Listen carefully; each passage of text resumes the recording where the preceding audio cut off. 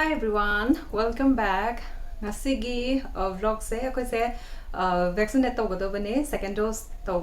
oina kapkadobaka first dose to di akoi se August ke da oida kapkibane ai ke naw paga ko bagi di sugre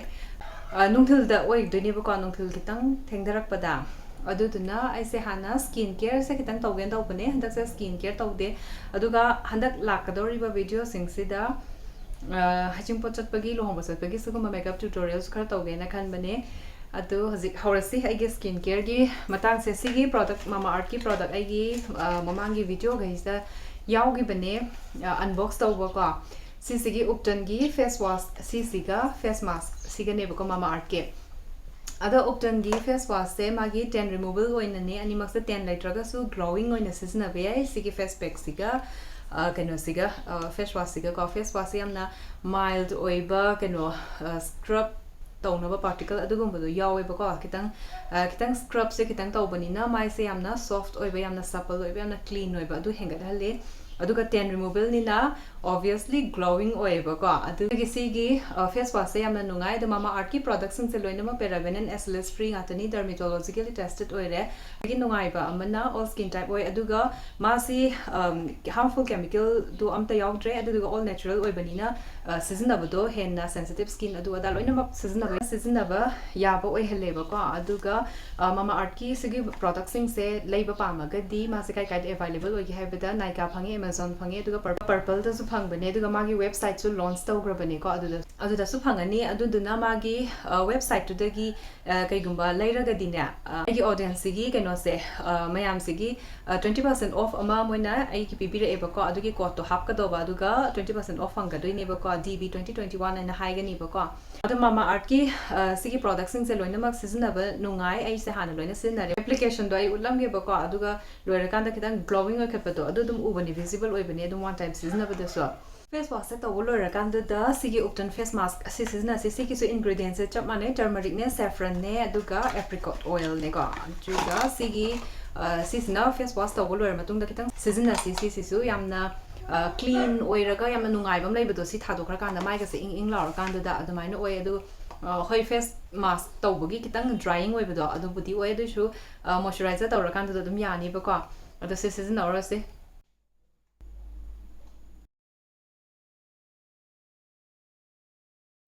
scrubbing particle yaubani na ne swagi area adagi natongi sigumba adagi swai gumba se adum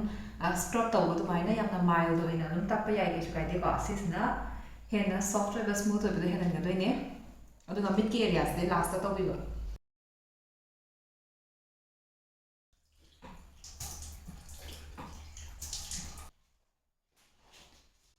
glowing oidra yamna aduga face pack de selas magi spoon budi yawe ba ko adu shu tai budi ne ai khutne hena nungai khutna sum khuloi bagi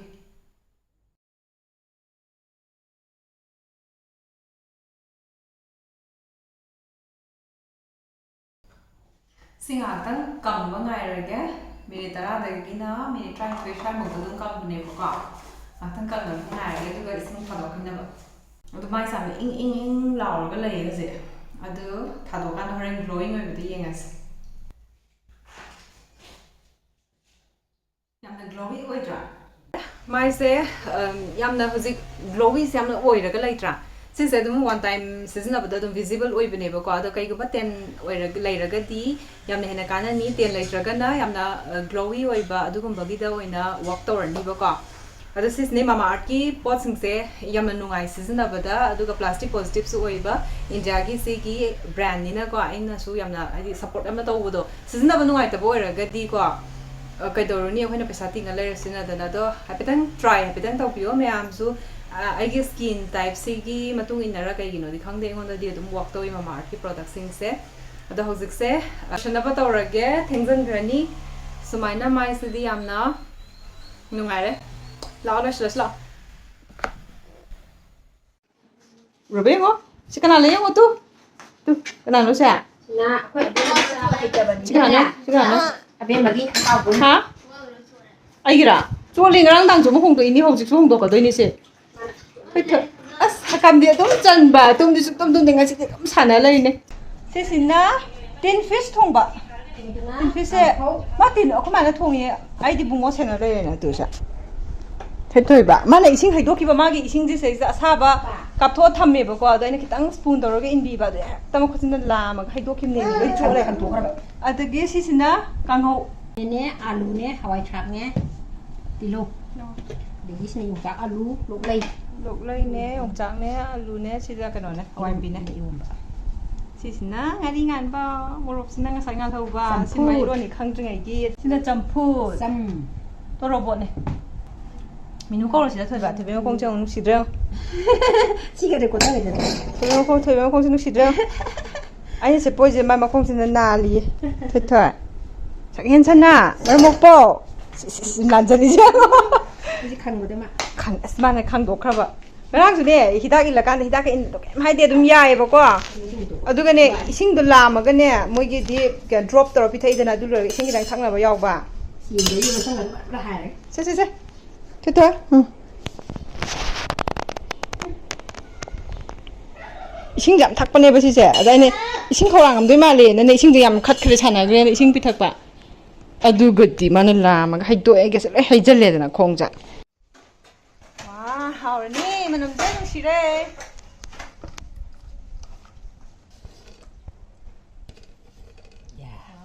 Bố chắc như là xuống mà sẽ giàn hình nó thôi bà. Bông ban cái xa hiện sao có bông hay rồi nhá. 굉장 갈도 언니 자 갈도 언니.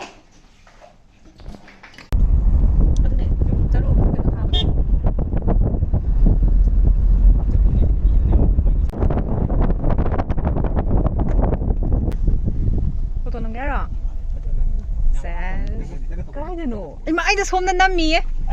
Bây giờ xôm lên lên này mày. Ở đây quá. Anh đi post mà cái mana ta rồi.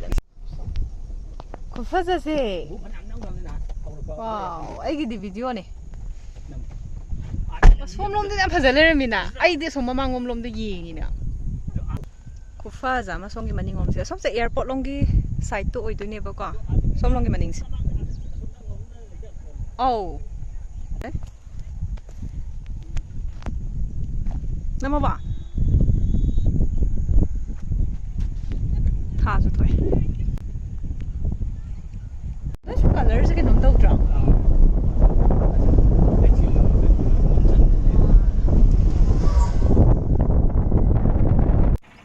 Wow, xí ra đông cái lại đi xong cái lầu bút cái phâu cái khulay gì không?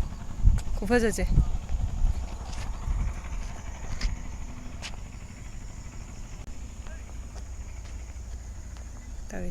포토 얌 빰바니 지금 포토 얌 남마 빰바니 거의 토이는 가리 카마가 내 남미네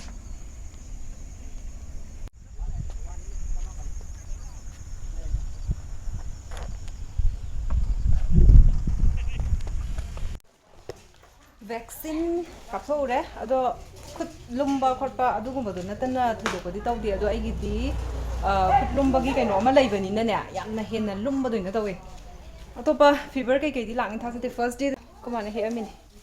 suppose pick idra sisa hojikti kano oira bani na ne yamna chawhan badu ya na ha sise adagi umolo kay pale se su hekpa yani yengor sla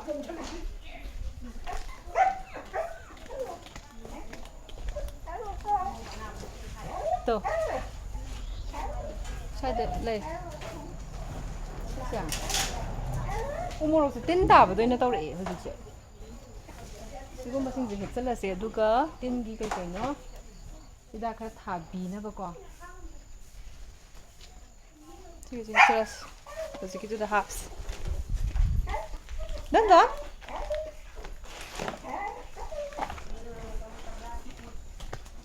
솜기 놓고제 시스네 어두나 시스나 빠이버 컷거든네 kang amde duga swai degina nai boko aduga sigi pen je aingonda yamna familiar oiba pen leibagi ne aingonda man ungaitaba akiba ma oibado adu oiba ado nauringai de adum heka pakpadagi na adum tawgre khara stiff oiraga kaigumba mayamna naba ma hawra amdai gi type taweba ko adu kitang kauthokan bo oina ne aina hingol da jaga ise aina hingol gi siguma su khara pambo oibagi ko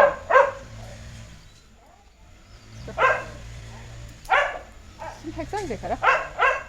sisna kanghou ma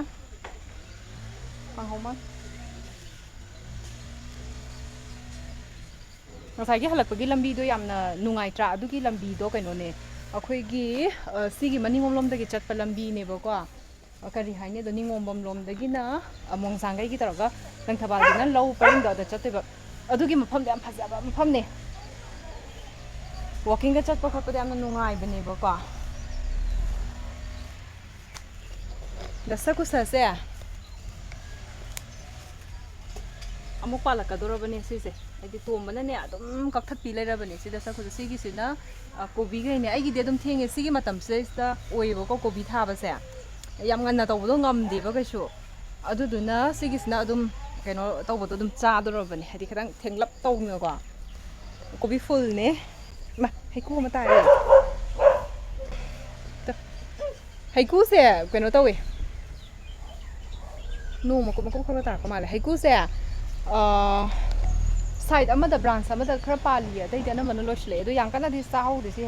akoina hai ka sa da boi bani na ne dagi kwak lai charong sta pali se swai jaga se aina spinach thage na tawbani to fazadra sigi sarong si da ngai de swai ke su palam bani ana ma khara he ga lai su khara kat khre da na hal aduga sigi sina nim ni sigi sina khoi gi kai kai plastic wrap kari ka tawra kan du da orchid napadi ahan bagi napado adudani zadro yamna sigi kano sidi nungai tre left side ki makhu chesi madi tripod pai ba sigi phone pai ba du da khara nungai tre aduna right ki sina ne na matoi haidi yamna hena pai chaluraga ne magonda na ba henjalak pagi kanom leibado adu da tawra ko do ma leba ko adiga sigi sina khwaidagi anem ba keno do champra do nemra aina kontharak pa haise nem ni semadi ko simadi color je mulladra ek tatla je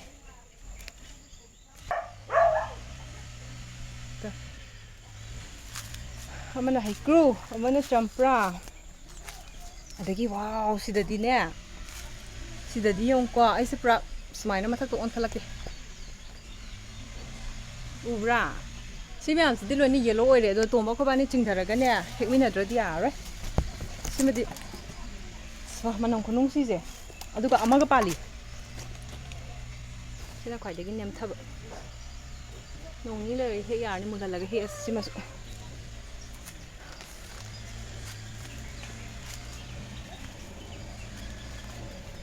degi hingon gi sai wai si halaki ko sisna cosmos me amdune cosmos se sisna yellow ne bako asna kolom da orange sale orange to diam kanna keno oide healthy oi gidre satpa de don khar khar sa le ba phajra yellow ja dugo sisna chandramukhi hojik matam ne sale jing mathak tai kai keno ondhara thadara imi amjo hobra jigi borada amasu lai rito sesta sesa ngauraga ma lai is loishalage ngasi gi se sigi khotse lengthok lengsin tawse snare ba ko yamna aduna